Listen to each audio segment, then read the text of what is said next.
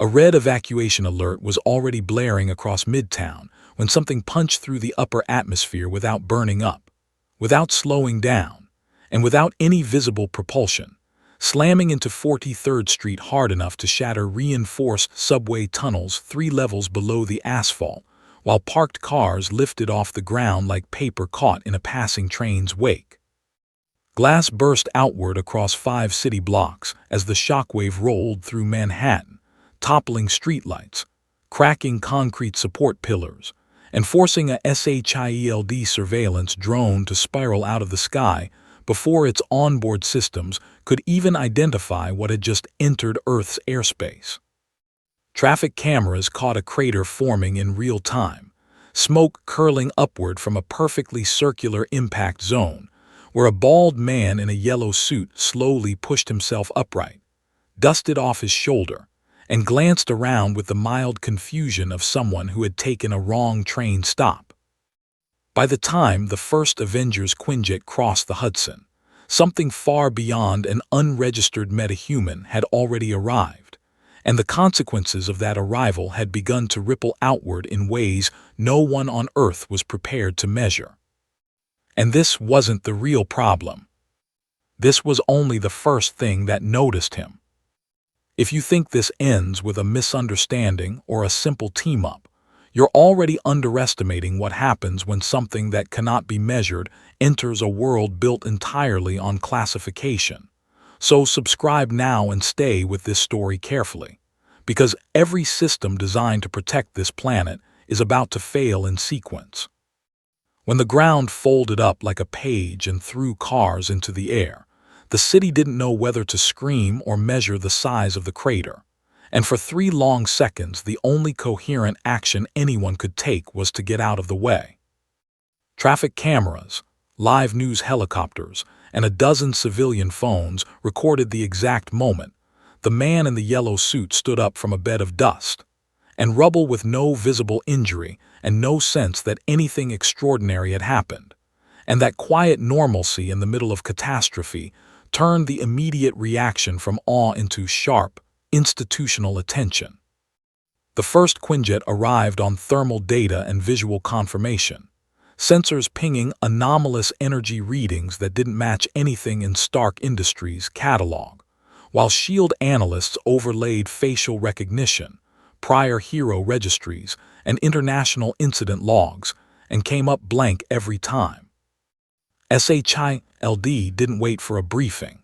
It never had the luxury in a city that could be broken by a stray punch, and field operatives were already pushing through a perimeter before the man brushed dust from his sleeve. The helmet cam footage captured the exchange in unnervingly clinical detail.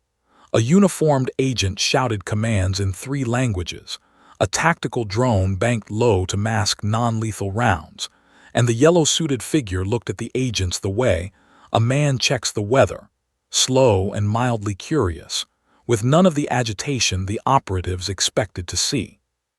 The operative's stun device fired and connected with a hiss, and something small and absurd happened then. The net overloaded and flared like a miswired Christmas bulb, its containment field collapsing in a shower of electromagnetic feedback that blacked out half the block's streetlights and sent a commuter train's automated brakes into an emergency stop 2 stops too late. Iron Man's arrival was loud, because Tony Stark never learned to approach things quietly. The suit cut a wedge through the plume of debris and settled between the crater and the first line of panicked civilians, diagnostics streaming his assessment across every military brief in America before SHIELD could patch him through. He hovered and scanned and felt the unmistakable professional irritation that comes when something isn't on your schematic, and he treated the yellow-clad man the way he treated any unsanctioned superhuman, as an engineering problem that needed a boundary condition and a solution. The man in yellow blinked at the HUD projections, watched an augmented reality overlay draw harmlessly across the air, and then did something more dangerous than any attack. He stepped toward a steaming, overturned bus because a kid waved a mitten that had been caught on the wreckage, and in the process his footfall sent a pressure wave that peeled the bus's roof off like tin foil. No one expected the roof to fly. No one expected the bus's structural restraint to become a cloud of metal and glass that struck the block's eastern facade, and especially no one expected casualties to be the result of what the yellow-suited man regarded as the civilized thing to do. The emergency response pivoted from stunned observation into triage in the space of a minute, and while medics and helicopters converged, Fury's voice cut through secure channels with the sound of someone who had seen the globe's worst opinions of itself and was done pretending protocol was sufficient. "Containment," he ordered, and the word landed like a verdict. SHIELD began to spin up a response that treated the man as a threat not because he had shown aggression, but because his presence had already broken systems the world relied on. Nick Fury doesn't panic. He catalogs, and the catalog had grown obscene in the course of the last hour. He moved teams into shadow and placed an operative on every live feed, and while Stark argued about kinetic shields and non-lethal dampening arrays, Fury asked a simpler question out loud and kept the answer to himself. What happens to global stability when a being outside classification walks into the open? That single bureaucratic worry became the engine that turned other agencies toward action.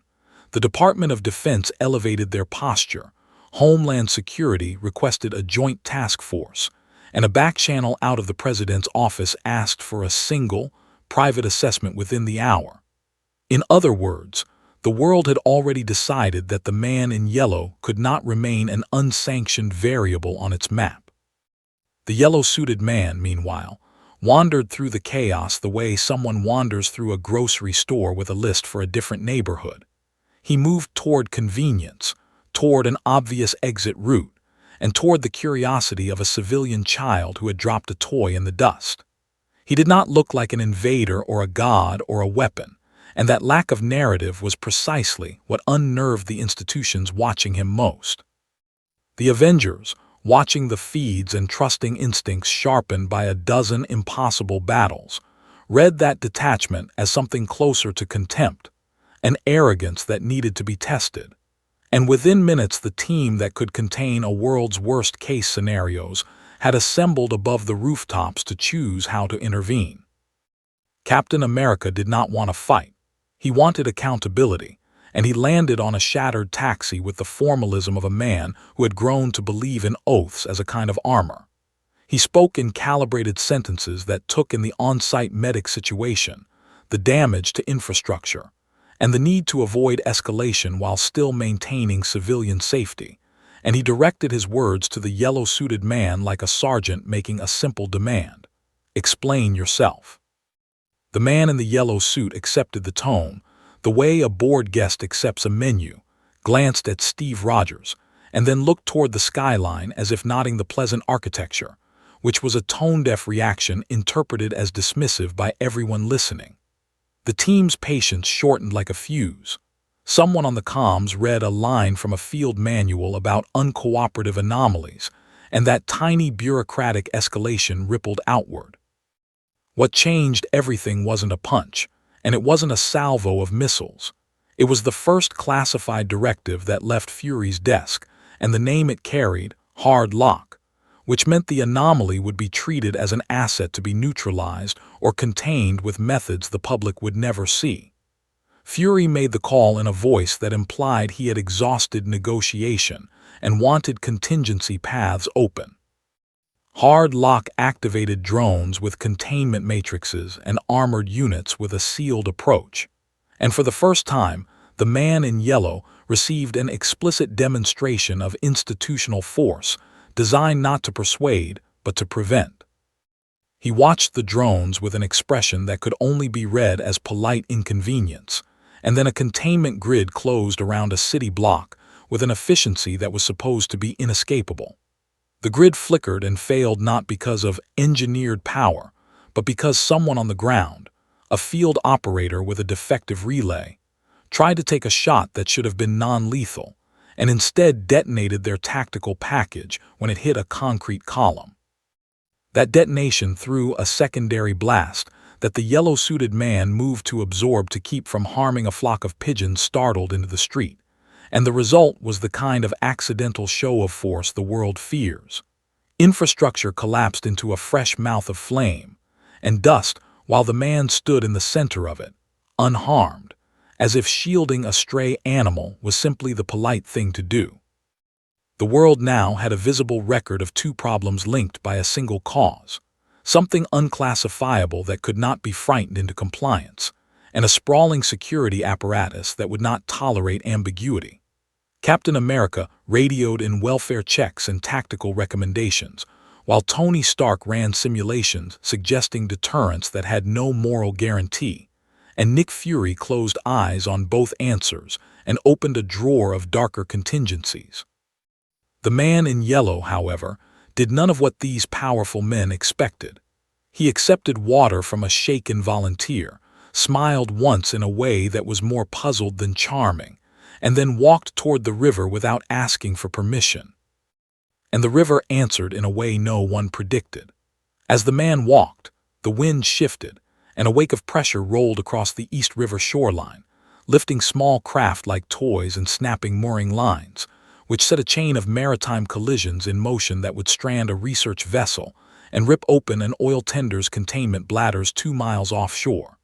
The damage was now out of the city. It was hydrological and environmental and measurable in ways that sank debate into action. SHILD moved from containment to strategic triage. The presidential staff penciled emergency directives, and the Avengers prepared for an engagement that would not be a conversation. This was the first clash, but it had not been about power the way anyone imagined. It was about a civilization discovering the fragility of its own control mechanisms when faced with an agent that did not play by the rules of fear or bargaining. Fury's hard lock protocol would not be an immediate physical taking of the man. It would be a bureaucratic siege intended to classify, confine, and if necessary, erase ambiguity from the map. As helicopters screamed overhead and the first armored units rolled through the breach, the yellow-suited man kept walking toward the water, hands in his pockets, like someone who had taken a late train and was mildly annoyed he'd missed his stop.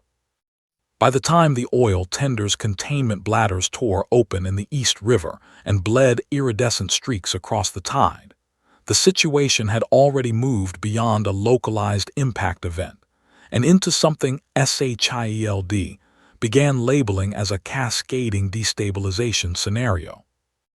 The yellow-suited man had not intended to affect maritime traffic, yet the wake of displaced air that followed his casual pace along the waterfront translated into enough kinetic disturbance to snap reinforced moorings and shove vessels into one another with the force of low-speed ramming.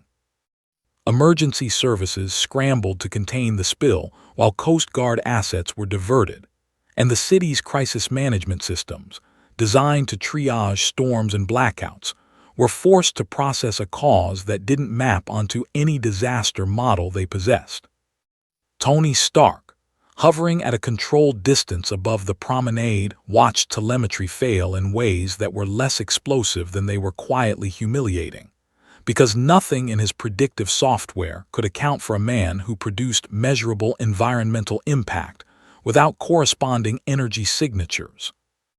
He opened a channel to Steve Rogers with the kind of clipped professionalism he used when a battlefield refused to behave, and he summarized the threat not as an attacker, but as a destabilizing presence, a mobile anomaly whose movements alone created risk.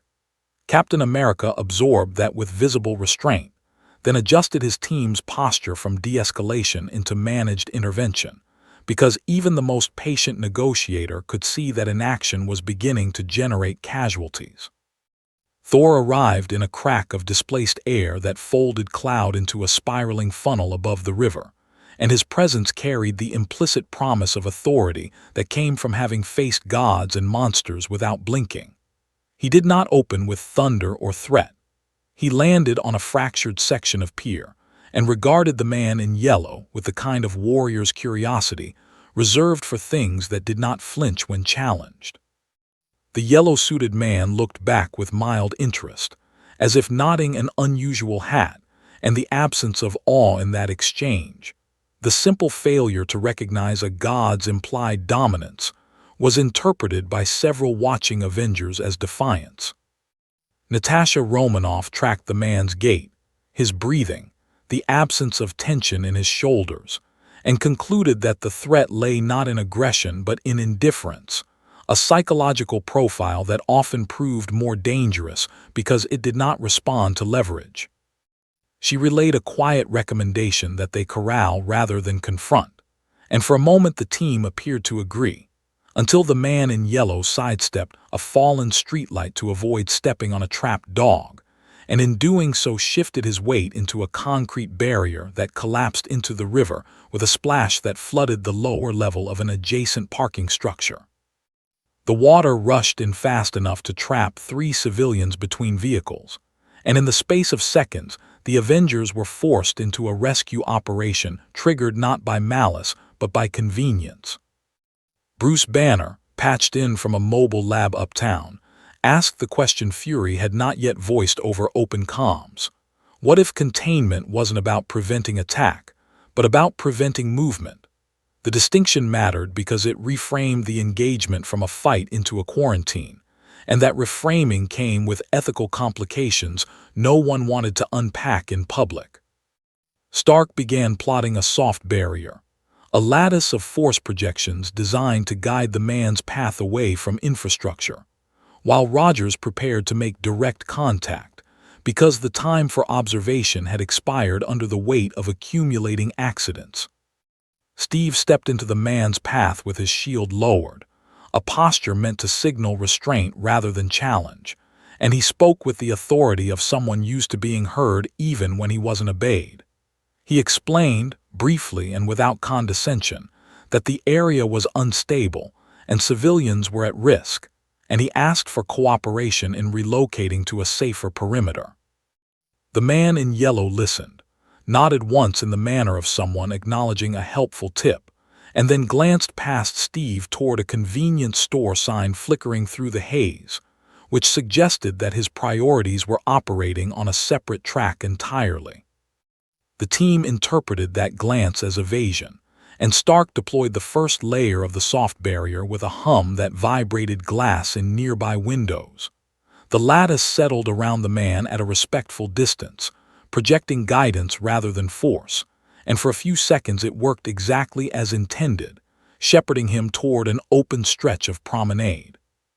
Then he reached up, not to break it, but to scratch his head in mild confusion, and the resulting contact destabilized the projection node, which cascaded through the lattice and converted a guidance field into a pressure wall that buckled the street behind him and sent a parked ambulance skidding sideways into a hydrant.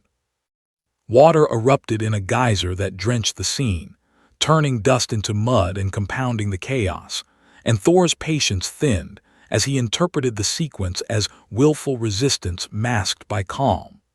He summoned a low growl of thunder that crawled across the river's surface and spoke a warning that would have stopped lesser beings in their tracks. The man in yellow, eyes half-lidded against the spray, looked up at the cloud bank with a distracted appreciation that one might reserve for an approaching rainstorm, and that lack of response hardened the Avengers' posture from cooperative to corrective. Clint Barton, positioned on a rooftop with a clear line of sight, received authorization to deploy a net arrow calibrated for enhanced durability, and he fired with the precision of someone who had captured far worse. The net enveloped the man neatly, cinching at joints and shoulders with a whine of microservos, and for an instant the operation appeared successful. Then the man shifted his stance to keep his balance on the slick pavement, and the net's tension translated into a torque that snapped a lamppost and flung it into the storefront behind them, triggering a structural collapse that sent glass raining onto the sidewalk. Rescue sirens rose again, louder this time, and the narrative inside the command channel changed from unknown civilian to global destabilizer, with a finality that felt like crossing a border. Fury authorized escalation to Phase 2 of Hard Lock, which meant heavier assets were en route whether the Avengers liked it or not. Rogers argued for time, Stark argued for precision, and Thor prepared to apply force measured not in blows but in restraint, because none of them had yet seen the limit of what the man could absorb. The man in yellow, meanwhile, had grown mildly annoyed by the water soaking through his gloves, and he attempted to step free of the net in a way that would keep from splashing a nearby paramedic. That simple step tore the net's anchor bolts from the asphalt and dragged a section of embedded cable through the street, severing a buried power line that blacked out 3 blocks and froze an elevated train between stations. The city's grid hiccuped under the strain, hospitals switched to backup, and a traffic control center misread the outage as a cyber attack. As the first armored SHIELD carriers turned onto the waterfront with hard lock insignia stenciled along their flanks, the Avengers realized they were no longer managing a misunderstanding, but participating in the opening phase of a containment effort that would define the next several hours. Stark's simulations began to return solutions he didn't like. Rogers felt the line between rescue and enforcement blur beneath his feet, and Thor lifted Mjolnir with the solemnity of someone about to test a stranger's truth. The confrontation had moved from words into systems, and those systems were already in motion. Within 20 minutes of the blackout that froze an elevated train between stations and forced 3 hospitals onto backup generators, the situation had been formally transferred out of municipal jurisdiction and into a multi-agency command structure that answered only to the highest emergency authorities. Hard lock was no longer a SHIELD contingency in name alone. It had become a federal posture, which meant resource allocation shifted from rescue and repair into classification and control. That transition did not make the streets safer in the short term, but it did provide a legal framework for what came next, as armored carriers rolled into position, and a mobile command center established a perimeter that was designed not to be seen by the public even as it functioned in plain view. Nick Fury did not brief politicians in the language of panic, because panic generated hearings and hearings generated delays, so he presented the anomaly as a destabilizing factor, whose continued freedom of movement correlated with infrastructure risk. He cited the snapped moorings, the flooded parking structure, the severed power line, and the environmental hazard blooming across the East River, and he emphasized that none of it had resulted from overt aggression. The room on the other end of the secure line understood the implication immediately. A threat that did not intend harm but caused it anyway could not be negotiated with in the usual sense, which justified the deployment of assets that were typically reserved for hostile incursion. On the waterfront, the yellow-suited man had accepted a paper cup of water from a volunteer and now stood with it in one hand, watching the movement of helicopters the way someone might watch pigeons circle a public square. The Avengers maintained a respectful distance, recalibrating their approach, while SHIELD technicians assembled a containment rig that had been designed to handle gamma events and spatial distortions. Tony Stark fed live data into the rig's modeling software, uneasy with the absence of energy signatures that matched the man's observable impact, and he began to suspect that they were dealing with a phenomenon that operated below the threshold their instruments were built to detect. Maria Hill arrived with the second wave of carriers and took operational command of the perimeter, coordinating evacuation corridors and directing civilian traffic into controlled lanes. Her brief exchange with Steve Rogers was concise and carried the weight of institutional expectation. The longer this anomaly remained unclassified, the more likely it was that responsibility would shift from SHIELD to less patient departments. Rogers understood the subtext and didn't like it, because it implied an escalation from containment to coercion that could redefine the Avengers' role in the public eye. Across the river, a research vessel grounded by the earlier wake began to list, its hull compromised by the collision that had seemed minor at the time. The slow tilt introduced a new problem as unsecured equipment shifted and broke free, sending a cascade of lab canisters into the water where they cracked open with quiet chemical plumes that would take hours to measure. Environmental Protection Agency monitors requested priority access to the perimeter and were denied with apologies that carried the force of an order, because the system had decided that the anomaly's classification took precedence over all secondary hazards. Bruce Banner, still remote but increasingly involved, pointed out that the containment rig's assumptions might not apply to a subject whose outputs appeared to be mechanical rather than energetic.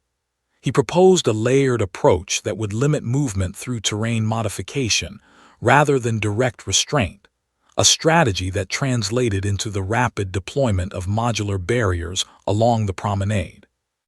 Those barriers rose with hydraulic efficiency, forming a corridor intended to guide the man toward an open staging area where further measures could be applied.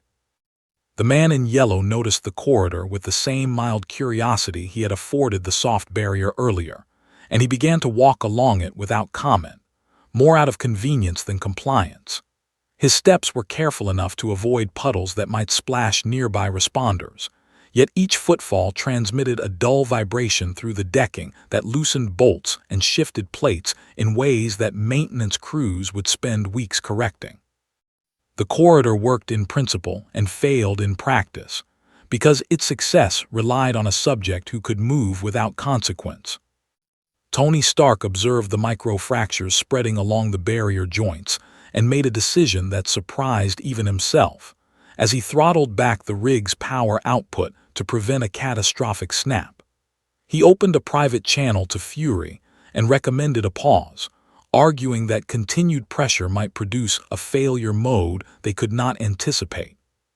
Fury listened, and then authorized the next phase anyway, because the system's tolerance for ambiguity had been exceeded by the listing vessel and the chemical plumes now spreading downstream. Hardlock Phase 2 did not announce itself with sirens or lights. It arrived as a quiet change in posture, as drones adjusted their flight patterns and armored units sealed off additional streets. The public saw an evacuation. The agencies saw a quarantine.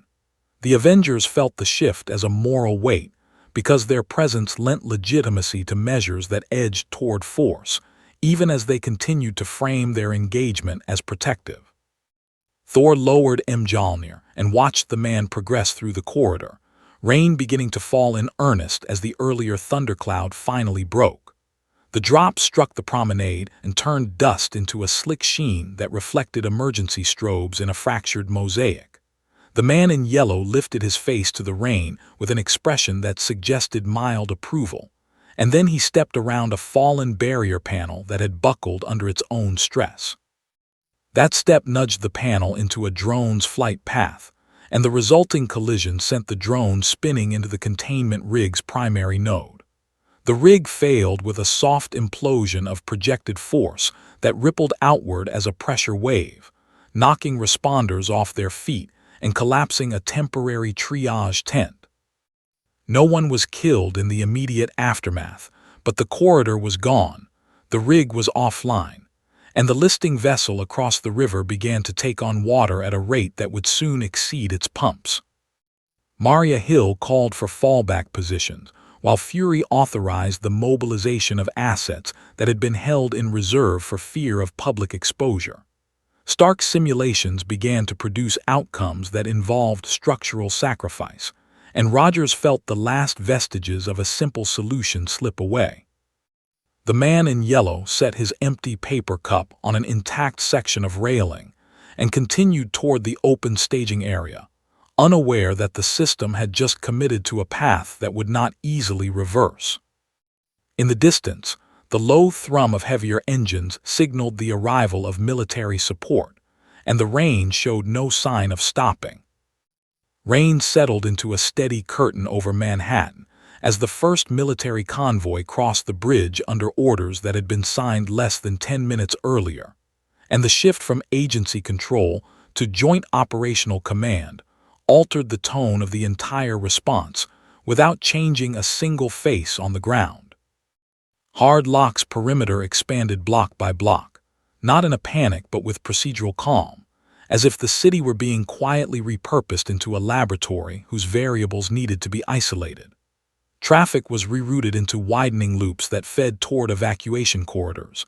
Subway access points were sealed under the pretext of flood risk, and every available camera was tasked with tracking a man who continued to walk at a casual pace through a corridor that no longer existed. Captain America watched the grid of street closures populate across his tactical display and felt the moment tip from rescue into governance, because containment at this scale was indistinguishable from occupation. He argued for maintaining civilian transparency, but Maria Hill's response was practical in the way only a crisis could justify. Transparency would produce curiosity, curiosity would produce crowds, and crowds would become casualties if the anomaly kept moving. Thor remained silent, his attention fixed on the yellow-suited man as if expecting a challenge that refused to arrive, while Natasha coordinated rooftop overwatch to prevent well-meaning bystanders from wandering into a situation they could not comprehend. The man in yellow paused at the edge of a construction site where floodwater had pooled into a shallow basin, and he regarded the reflection of emergency lights with the mild interest of someone killing time at a bus stop. A backhoe idled nearby with its operator gone, keys still in the ignition, and when he stepped around it to avoid brushing against the arm, the machine rocked just enough to roll forward. That slow, unintentional movement carried it into a stack of temporary steel plates that tipped and slid into the street, severing a fiber conduit that fed a financial data center 2 blocks south. Within seconds, trading floors across 3 time zones registered latency spikes that triggered automated safeguards, and a market that had nothing to do with superhumans hiccuped under the strain. The cause would not be traced to a construction site for hours, but the effect was immediate enough to draw the attention of agencies who measured threat in economic rather than physical terms. The citywide containment now had a second justification, one that could be explained in closed sessions without mentioning a man in a yellow suit. Tony Stark diverted 2 drones from perimeter duty to stabilize the backhoe, his irritation rising as he watched small inconveniences propagate into systemic failures. He opened a channel to Banner and described the pattern, noting that the anomaly's movements correlated with cascading disruptions that traditional disaster models would treat as unrelated. Banner's reply was quiet and carried a scientist's unease. They were observing a subject whose interaction with the environment produced second-order consequences faster than any mitigation strategy could adapt. Across Midtown, an elevated rail line that had frozen earlier began to shudder as backup power cycled in and out, and the passengers inside felt the carriage tilt a fraction of a degree more than it should have. Emergency responders attempted to access the track from both ends, but Hard Lock's expanded perimeter rerouted them through longer paths that introduced delays measured in minutes. Those minutes would become critical if the carriage shifted again, and Rogers redirected a wing of Avengers support to assist, splitting their attention in a way that would have been unthinkable an hour before. The man in yellow resumed walking when the rain slackened, choosing a path that led toward a cluster of low-rise offices where generators hummed in the darkness. SHIELD drones tracked him with a cautious distance, their operators instructed to avoid contact unless explicitly ordered, yet even their presence created drafts that stirred debris into the air.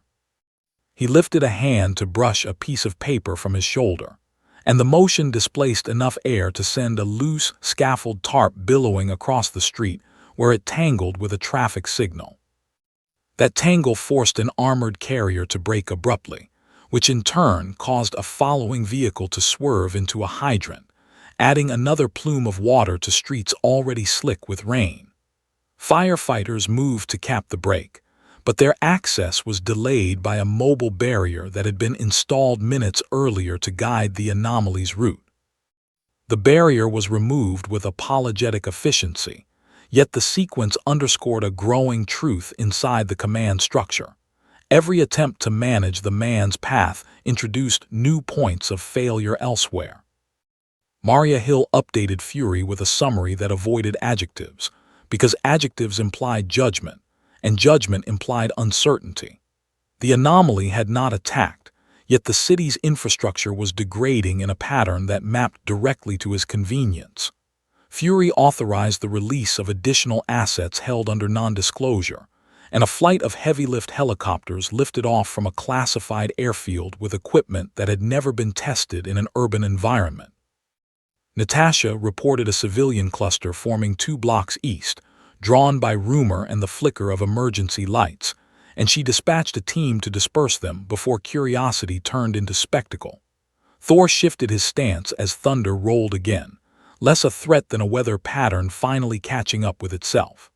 The man in yellow glanced skyward, then stepped over a downed sign to avoid tracking mud onto a patch of clean pavement.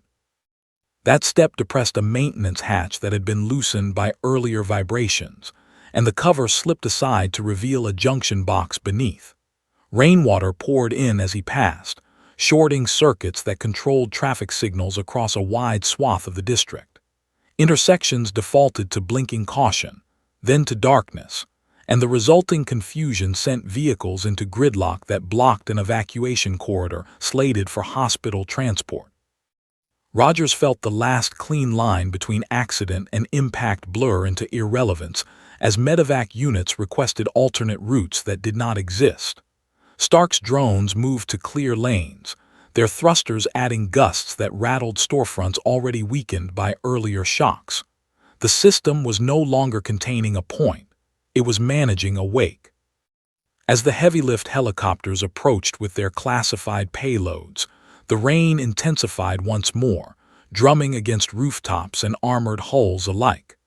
The man in yellow reached an overhang and paused beneath it, apparently content to wait out the weather, while the city adjusted itself around his stillness in ways no one had predicted. The next phase was already inbound. The heavy-lift helicopters did not carry weapons in any conventional sense, and that distinction mattered enough for Maria Hill to repeat it twice over the command channel, as their silhouettes settled into a holding pattern above Midtown. What they brought instead were modular inertia anchors, experimental systems designed to stabilize collapsing structures by counteracting motion through localized gravitational fields, and their deployment in a live city marked the quiet moment when hard lock crossed from emergency response into applied physics. Fury had authorized their use because every other measure relied on predicting the anomaly's next step, and prediction had become a liability. International observers were already watching through intelligence backdoors and satellite relays that SHIELD could not fully close, and the first requests for clarification arrived from allies who did not like surprises occurring in financial capitals. The official line described a contained infrastructure emergency compounded by severe weather, yet the thermal anomalies and traffic patterns told a story that did not align with storms. NATO Command requested status updates. The United Nations Security Council scheduled an emergency session, and somewhere in orbit, a civilian satellite operator quietly adjusted its camera to maintain visual on the promenade. Captain America stood beneath the rotor's downdraft as technicians fast-stroked with the anchors, their harnesses glinting with rainwater under emergency strobes. He felt the city's posture change as the first unit locked onto a parking garage that had been taking on water since the barrier collapse, and the subtle hum of counterforce spread through concrete that had been hours from failure. The system was meant to buy time, to prevent motion from becoming momentum, and in a place where the anomaly's casual footfalls translated into structural stress, time was the most valuable resource available. The man in yellow watched the installation with the patient curiosity of someone observing a street performance, hands in his pockets as if the rain had finally justified a pause. When an anchor engaged, the puddles at his feet stilled in a way that suggested gravity had been politely reminded of its duties, and he tested the effect by shifting his weight from heel to toe. The ground did not vibrate this time, and the absence of collateral consequence registered as a small convenience, nothing more. Tony Stark seized on that reaction and proposed a moving corridor of anchors that would allow the anomaly to traverse the city without shedding disruption into the systems around him. It was an elegant idea on paper, and Maria Hill approved a limited trial that extended from the promenade toward an open staging area near the river's bend. The anchors engaged in sequence, forming a path that dampened motion and absorbed the dull pulses that had been snapping bolts and loosening plates all afternoon. For the first time since arrival, the man's movement did not translate into immediate damage, and a murmur of cautious optimism moved through the command staff. Rogers stepped alongside the corridor and gestured with an open hand, indicating the route in a way that suggested cooperation rather than constraint. The man nodded once and followed, his pace unhurried, his gaze drifting toward a food truck that had been abandoned under a tarp. Halfway down the anchored path, a gust of rotor wash caught the tarp and flipped it back, revealing a menu board that swung on a loose chain. The man reached out to steady it so it would not strike a nearby medic, and the contact transmitted through the anchor's field in a way its designers had not modeled. The localized counterforce interpreted the input as structural load, redistributed it across the corridor, and briefly overcompensated. Windows along the route bowed inward with a soft pop as pressure equalized, ceiling tiles fell in an office lobby, and a fire suppression system triggered on 3 floors where no flames existed. The anchors held, but the city adjusted around them with a series of minor failures that compounded into a fresh set of dispatch calls. Stark's optimism narrowed into focus as he watched the feedback loop stabilize, aware that they had traded vibration for compression. Across the river, the listing research vessel finally exceeded its pumps and began to settle, its deck slipping beneath the surface with a grace that belied the mess it would leave behind. Environmental monitors updated their projections, and the slick spreading downstream would now require international coordination to contain. The United Nations session moved from agenda to action, and a proposal circulated that framed the anomaly not as a person, but as an environmental hazard with sovereign implications. Nick Fury read the proposal without comment and authorized the activation of orbital surveillance usually reserved for incoming asteroids. If the world insisted on thinking in those terms, he would at least ensure the data flowed through channels he could control. Maria Hill updated Rogers that military support had expanded to include naval assets offshore. A posture that suggested contingency planning had leapt from urban containment to regional defense. The man in yellow reached the end of the anchored corridor and paused beneath an intact awning where the rain had begun to taper. He looked back once at the path that had allowed him to walk without incident, then forward toward the open staging area where more equipment waited. The anchors hummed as they adjusted to his stillness, holding the city in a temporary equilibrium that could not last forever. Overhead, a second flight of helicopters approached with additional modules, and on the horizon the low shapes of naval vessels shifted position in the harbor. The global posture had changed in quiet increments that would be impossible to unwind, and the next movement, whether his or theirs, would test whether equilibrium was anything more than a delay. By the time the naval silhouettes in the harbor completed their slow repositioning, the conversation inside Hard Lock's command structure had shifted from how to contain movement to when containment would be authorized to fail safely. That phrasing carried a specific meaning in military doctrine, one that allowed systems to break in predictable ways rather than catastrophically. And it was the first time anyone had admitted that equilibrium might be a temporary courtesy extended by physics rather than a solution engineered by design. The inertia anchors continued to hum along the improvised corridor, absorbing the dull pulses that had been shedding damage across the district, while technicians prepared secondary modules that would overlap fields in case of drift. Captain America received the updated rules of engagement with a tight nod, because they redefined the Avengers' role from negotiators to partners in a containment regime that could escalate without warning. The directive did not authorize lethal force, yet it permitted environmental sacrifice in the name of civilian safety, which meant roads could be collapsed, bridges disabled, and power rerouted if the anomaly deviated from the stabilized path. Steve understood the calculus and hated it, as did Natasha, who had begun to track evacuation fatigue among responders forced to reroute again and again. Tony Stark reviewed the anchor telemetry and saw the first signs of thermal creep along the corridor's edge, a byproduct of fields redistributing motion into heat that had nowhere to dissipate in the rain-soaked air. He requested additional cooling units and received confirmation that they were inbound with the second helicopter flight, but the delay would be measured in minutes that the system did not possess. Bruce Banner suggested a staggered engagement pattern that would allow anchors to cycle down in sequence, yet implementing it required the anomaly to pause on command.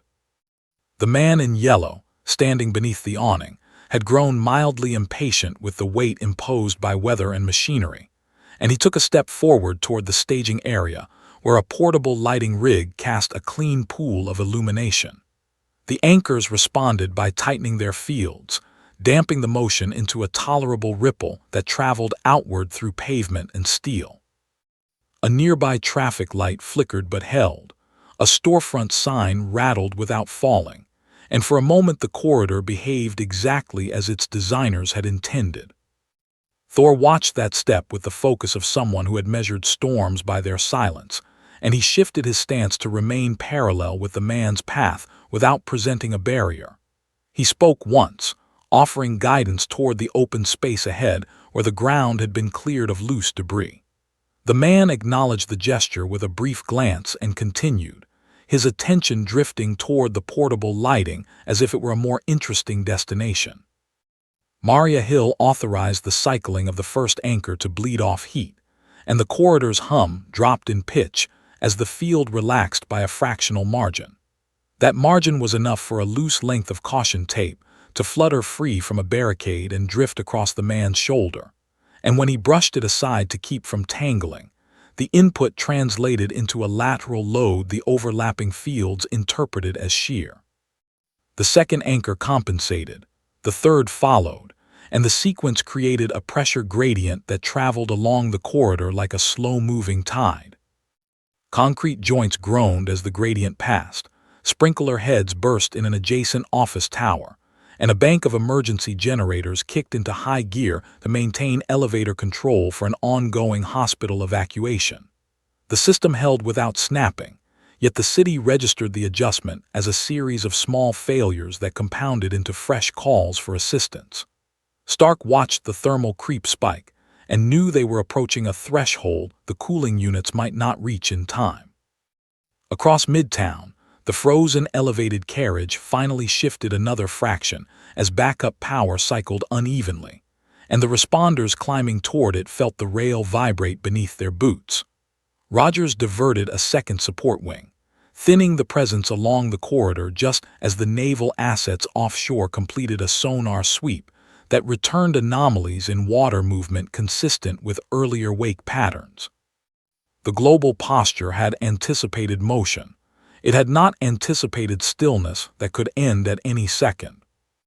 Nick Fury reviewed a recommendation from Joint Command that proposed the controlled demolition of a disused overpass 2 blocks ahead to create a buffer zone should the anomaly leave the stabilized path. The language framed it as preemptive mitigation, and the legal cover was already drafted. Fury authorized the preparation without immediate execution, adding another irreversible option to a list that grew longer with every minute. The man in yellow reached the edge of the lighting rig's pool and paused, looking down at the dry patch of pavement it created beneath the awning. Rain tapped against the equipment housing in a steady rhythm, and the anchors adjusted to his stillness with a patient hum.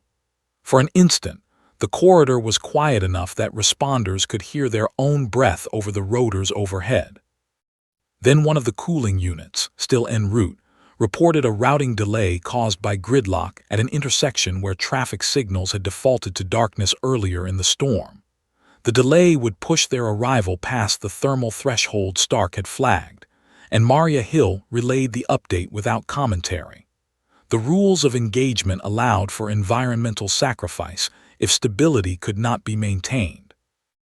On the far end of the corridor, demolition crews took position beneath the disused overpass and began to set charges that would never be visible on the evening news.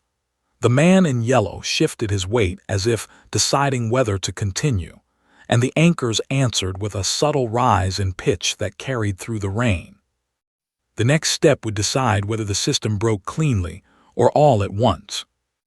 The cooling units were still 3 intersections away when Tony Stark watched the anchor telemetry crest the thermal line he had marked in red, and in that quiet moment, he understood that the corridor was no longer a solution but a timer. The inertia fields continued to hum around the yellow-suited man, converting his casual presence into heat that bled into concrete and steel. Yet every cycle tightened the margin between stability and structural fatigue. Maria Hill relayed the update to Joint Command with the calm cadence of someone reporting barometric pressure, and demolition crews beneath the disused overpass armed their charges while awaiting a single word that would change the map of the neighborhood permanently. Captain America stepped closer to the man, not as a barrier but as a witness, because he sensed the system bracing itself for a failure it had chosen. He explained, in measured tones, that the path ahead had been cleared and that remaining within the corridor would prevent further damage. The man listened with the same mild politeness he had shown since arrival, then glanced beyond the staging area toward a grocery store sign flickering at the edge of the block, as if calculating whether it was still open despite the storm. Thor felt the imbalance before any instrument confirmed it, the way a seasoned sailor senses a swell beneath a calm surface, and he tightened his grip on Mjolnir without raising it. The anchors cycled down 1 degree in an attempt to bleed heat, and that fractional relaxation allowed the accumulated stress to redistribute in a direction the designers had not anticipated. A low crack traveled through the pavement beneath the man's feet, not a violent rupture, but a spreading fracture that traced the corridor's spine. Stark swore under his breath and ordered the cooling units to reroute through a narrower side street, trading speed for access, while Banner warned that overlapping fields were approaching constructive interference. The phrase sounded academic until the third anchor along the corridor spiked and dumped excess load into the fourth, which answered with a surge that rippled outward in a visible shimmer. Windows along the block flexed inward and held, then flexed again as the wave passed, and the rain seemed to hesitate midair for a fraction of a second before falling normally once more.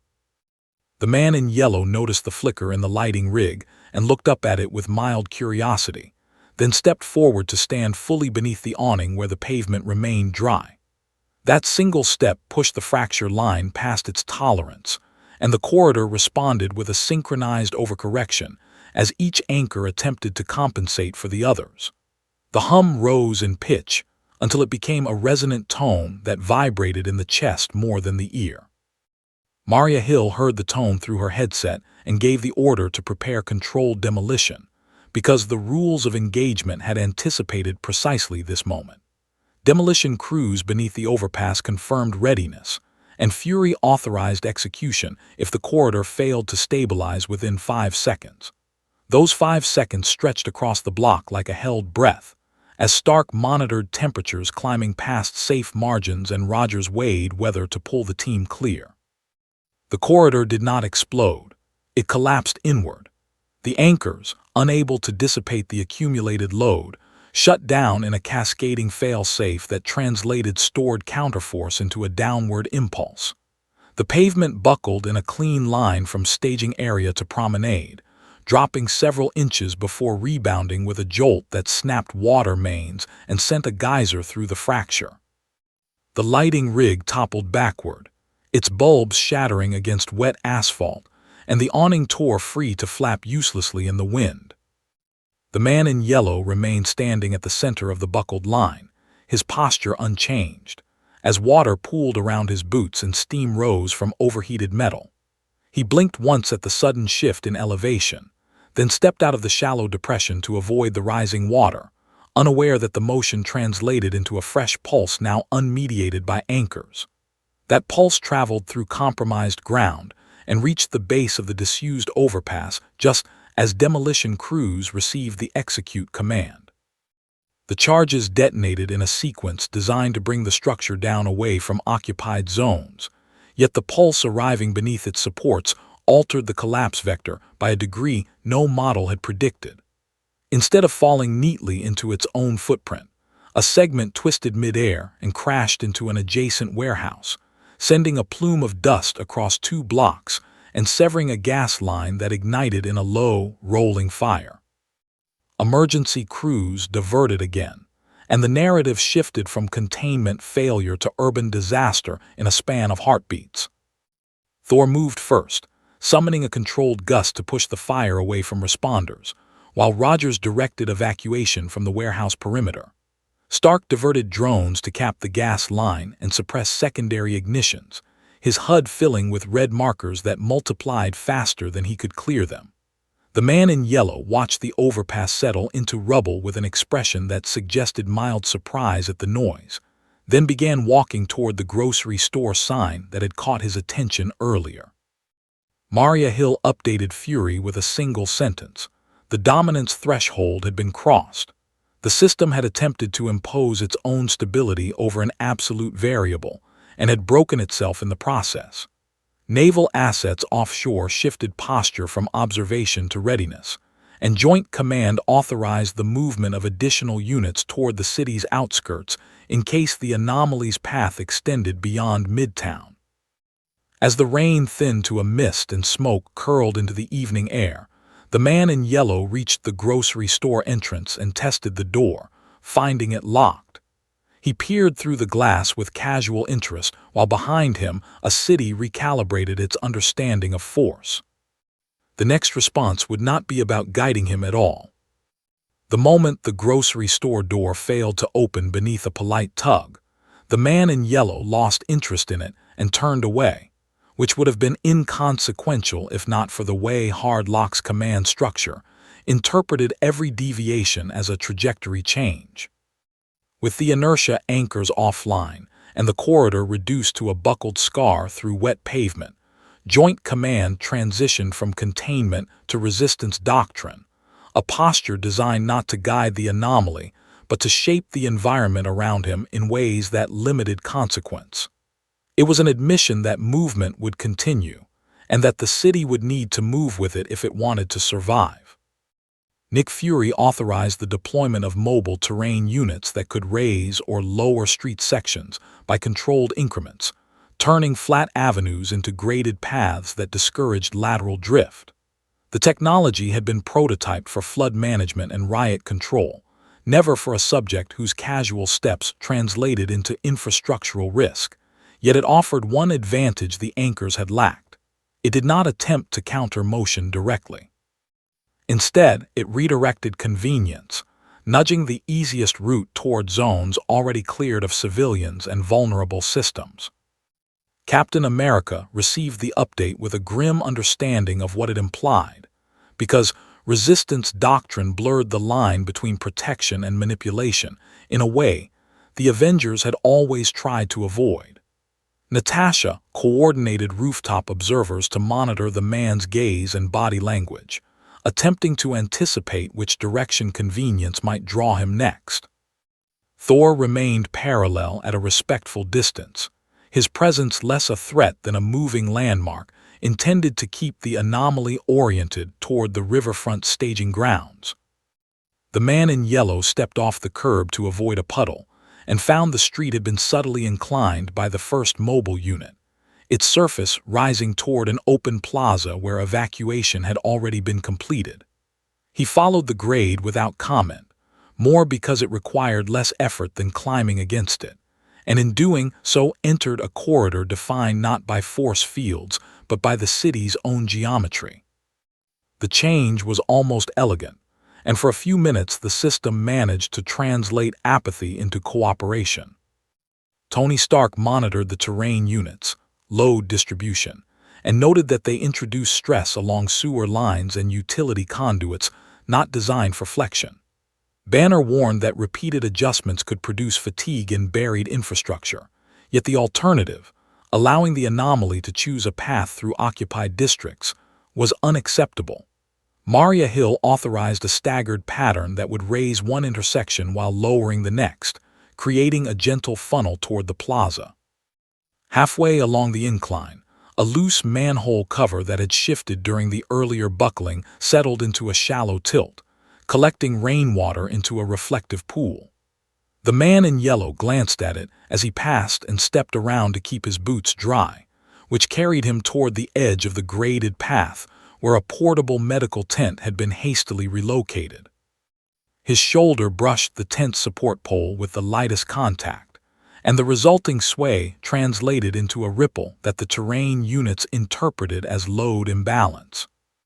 The nearest unit compensated by lowering its section by a fraction, and the adjustment propagated to the next, creating a shallow dip that redirected runoff into a basement stairwell 2 buildings over. Water began to pour down the steps toward a data archive that had been designated low priority during evacuation, and within minutes racks of servers were taking on moisture that would corrupt records not backed up off-site. The loss would not be immediately visible, yet it would erase years of municipal data in a quiet, irreversible cascade.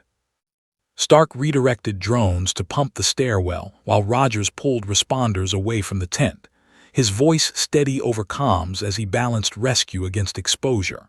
Thor watched the terrain ripple settle, aware that the doctrine was trading one class of failure for another.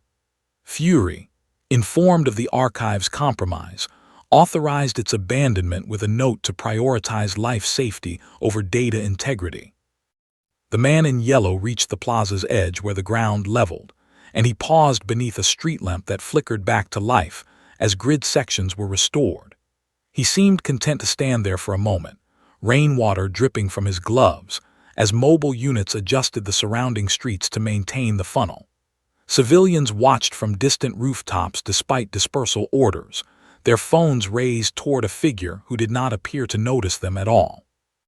Joint Command requested permission to deploy aerial baffles, large, transparent panels suspended by drones that could redirect wind and debris away from critical routes. Maria Hill approved a limited trial along the plaza's northern boundary, and within minutes the panels descended into position with a soft whine.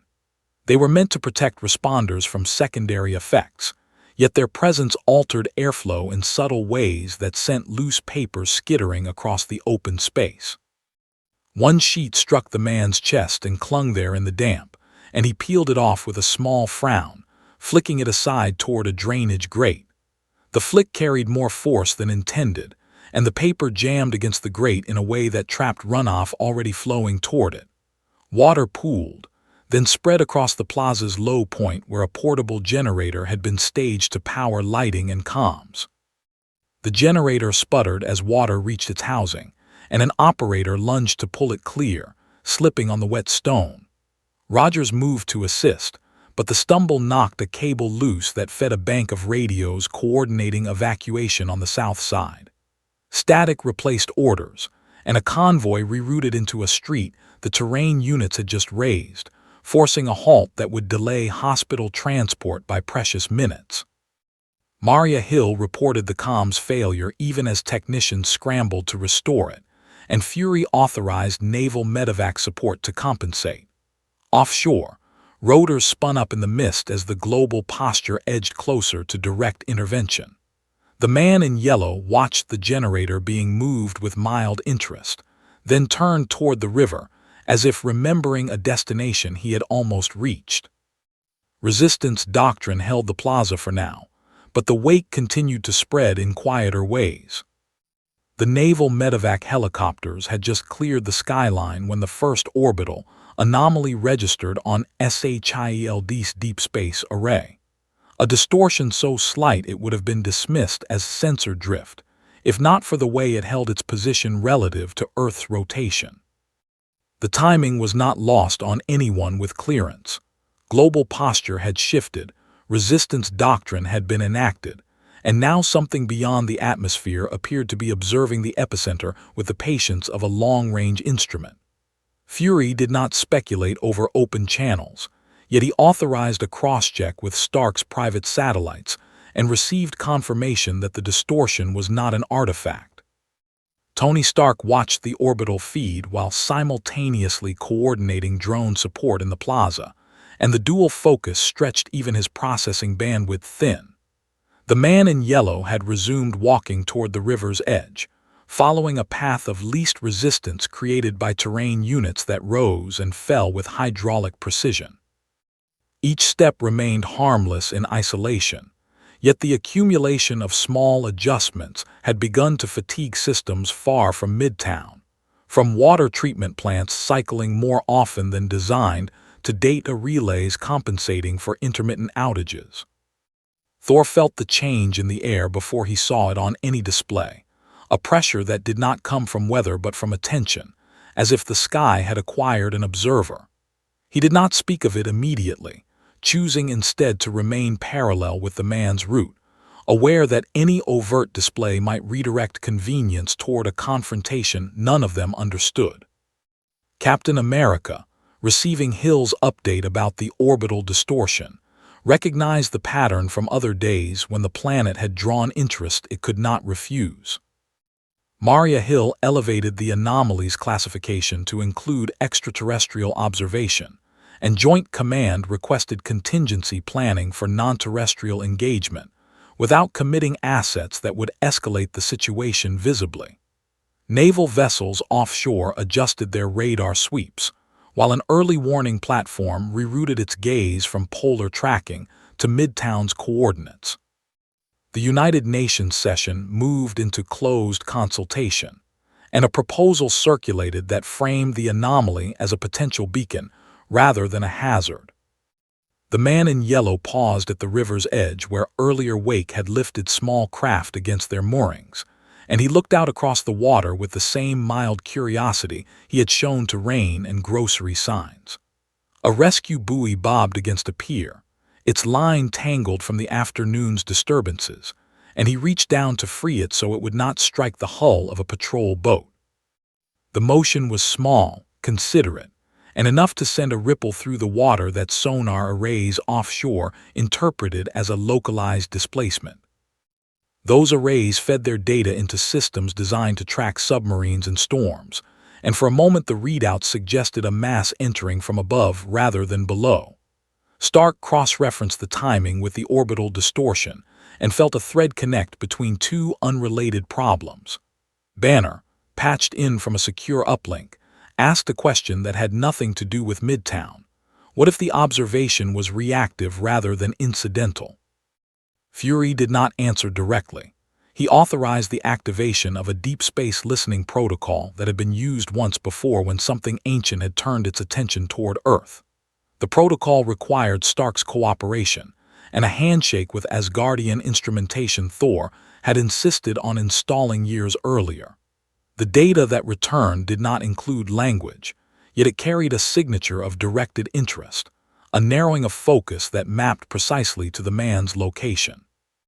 On the plaza behind them, terrain units held their grades as evacuation convoys resumed movement under restored comms. Rogers coordinated the final transfers from the compromised hospital route, aware that every minute gained now might be lost later.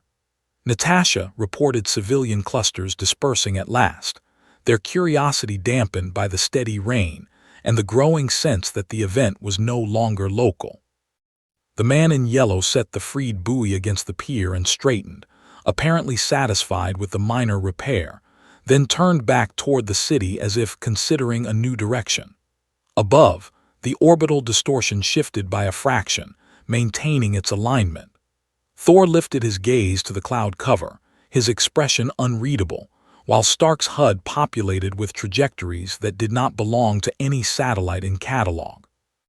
Maria Hill relayed the update with deliberate calm. Celestial attention had been confirmed. Joint Command authorized a transition to contingency planning that included evacuation beyond Midtown if necessary. Naval medevac flights were recalled to holding patterns, and an additional early warning platform angled its sensors toward the distortion. The man in yellow stepped away from the river to avoid a slick patch near the pier, and the terrain units adjusted in response, their hydraulics hissing softly in the mist. Offshore, a vessel's radar returned a contact it could not classify, and the deep space array recorded a second distortion forming at the edge of its range. The wake had reached beyond the atmosphere. The second distortion did not drift into place the way the first had. It arrived with a decisive realignment that snapped three independent tracking solutions into agreement and forced SHIELD's deep space array to reclassify what it was seeing from observation to approach. The data was clean in the way only catastrophic things are clean, a narrowing vector that maintained constant relation to Midtown despite atmospheric drag that should have scattered it across miles of sky. Fury authorized a silent alert across Joint Command that carried no sirens and no public advisories, because there was nothing the public could do with the information except panic. Tony Stark split his attention between the approaching vector and the plaza, where the man in yellow had begun to retrace his steps toward a drier stretch of pavement. The terrain units complied, raising a shallow incline that discouraged him from drifting into a cluster of parked ambulances. Yet the adjustment translated into fresh stress along a sewer main that had been flexed twice already. Banner warned that the network beneath the district was approaching fatigue, and Hill authorized a partial shutdown of non-essential water pressure to buy margin. Thor felt the air thicken in a way that had nothing to do with rain, as if the sky were being pressed from the outside by something curious enough to lean closer. He spoke a quiet word into the wind, not as a challenge but as an acknowledgement, and kept his position parallel with the man's path without attempting to block it. Captain America coordinated responders moving through the final evacuation lanes, aware that the window for orderly withdrawal was closing with every second the vector held. Naval radar offshore returned a contact that defied classification, its cross-section too consistent for debris and too smooth for weather, and the early warning platform's sensors began to saturate as the object intersected the upper atmosphere without friction bloom. Stark's satellites confirmed the entry, and the feed that reached Hard Lock's command screens showed a ripple in the cloud cover that parted without turbulence. The sky was answering, not with thunder, but with intent. The man in yellow paused near a portable light that had been righted after the earlier collapse, and he regarded its steady glow with mild approval, as if it were a street lamp that had finally decided to cooperate. A responder moved to secure a cable running across his path, and in doing so nudged a toolbox that slid toward the plaza's low point. He stepped aside to keep from kicking it, and the motion carried him toward a drainage channel that had been cleared moments before. Above, the approaching contact decelerated without visible propulsion and held position just beyond the cloud layer, its presence registered as a steady absence in the deep space array's returns. Fury authorized the activation of a contingency handshake with Asgardian instrumentation, and the resulting data stream resolved into a signature that did not match any known fleet. Joint Command shifted posture from observation to defensive readiness, without announcing the change beyond secure channels. The drainage channel at the plaza's edge carried runoff toward the river, and the man stepped over it to avoid wetting his boots, depressing a section of stone that had been loosened by earlier terrain adjustments. The slab settled with a soft click, redirecting water toward a power junction that fed lighting along the evacuation route. The lights flickered as moisture reached the housing, and a technician sprinted to seal it before darkness could return. Thor lifted his gaze as the cloud cover above Midtown parted along a clean seam, revealing a dim geometry that resolved into structure only when lightning flickered at the horizon. It was not a ship in the sense humans understood, but a platform of deliberate stillness that maintained its station with the patience of an instrument. Stark's HUD populated with warnings that had nothing to do with Midtown's infrastructure, and Banner's voice tightened as he noted energy gradients that suggested measurement rather than attack. Maria Hill reported the visual to Fury with no embellishment, and he authorized a final evacuation sweep beyond the immediate perimeter. Naval medevac flights were diverted to secondary staging zones, and an additional early warning platform angled its sensors toward the opening in the clouds. The United Nations session moved into emergency recess as representatives received briefings that would never be public. The man in yellow glanced up at the sudden break in the weather, eyes narrowing slightly against the brightness above the mist, then returned his attention to the technician sealing the junction box. He waited until the cable was secured before stepping past, hands still in his pockets, as if the interruption were no more than an unexpected drizzle. On every secure channel, a single update propagated. The sky had answered, and it was holding position over Midtown. The platform did not drop from the clouds in a dramatic plunge, and that restraint made its movement more unsettling to the systems tracking it, because it suggested calibration rather than urgency. As it descended through the mist with the patient steadiness of an instrument being lowered into place, SHIELD's deep space array recorded no emissions that matched propulsion, only a shifting of gradients that displaced air without heating it. Fury authorized full-spectrum monitoring across every available band, and the feeds that returned confirmed what Thor had already sensed. The descent was not an attack vector, it was an approach for inspection.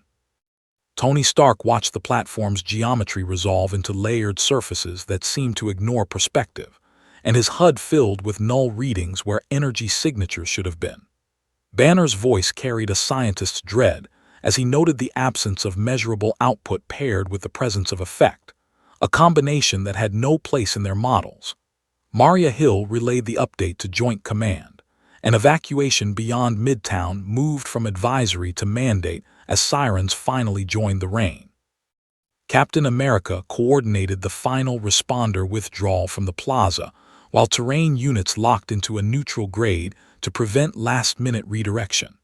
The man in yellow had begun walking again, tracing a path back toward the river that required the least effort across slick stone. A responder hurried ahead to clear a coil of hose from his route, and in doing so left a clipboard balanced on the edge of a generator housing. Above, the platform halted at a low altitude where its shadow softened the plaza's emergency lights, and a seam opened along its underside without noise or flare. Naval radar offshore reported interference that did not jam, but instead smoothed returns into uniformity, and Stark's satellites lost contrast across a band of sky directly over Midtown. Fury authorized the next contingency with a single word, knowing it would not be heard by the public until long after the fact. The clipboard slid from the generator housing as runoff pooled beneath it, and the man reached to catch it before it struck the water. His fingers closed around the edge, and he set it back atop the dry section with the carefulness of someone returning a misplaced item. The motion was small, yet the terrain beneath him registered the shift and transmitted a dull pulse through a sewer main that had already been flexed beyond design. The main gave way 3 blocks south with a wet crack that swallowed a section of roadway and stalled an evacuation convoy attempting to clear the district. Rogers diverted a wing to reroute the vehicles, his voice steady as he weighed seconds against distance. Thor kept his gaze fixed on the opening seam above, where a column of air began to move with deliberate intent toward the plaza. Stark's instruments recorded the column as a gradient rather than a beam, a region where vectors aligned in ways that reduced turbulence to silence.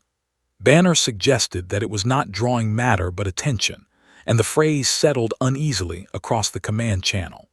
Maria Hill reported a temperature drop localized to the plaza, and the man in yellow paused as the rain around him seemed to fall more slowly within the column's reach. He looked up once, not with alarm but with mild interest, as if noting an awning that had extended unexpectedly. The column touched down without impact, enclosing a circle of stone where emergency lights glowed dimly. Responders pulled back to the perimeter, their training finally conceding space to something that did not require permission. Naval assets offshore shifted into a defensive posture that would be meaningless at this altitude, and the early warning platform saturated its buffers, attempting to resolve a structure within the column. Fury authorized a final data handshake with Asgardian instrumentation, and the signature that returned aligned with nothing in their catalog. The man in yellow stepped forward to avoid a shallow puddle at the column's edge, entering its influence with the same casual convenience that had guided him all afternoon. The terrain units registered no load, the emergency lights held, and for a moment the plaza was quiet enough to hear the river beyond. Then the platform above adjusted its seam by a fraction, and the column narrowed. Irreversibility had arrived without noise.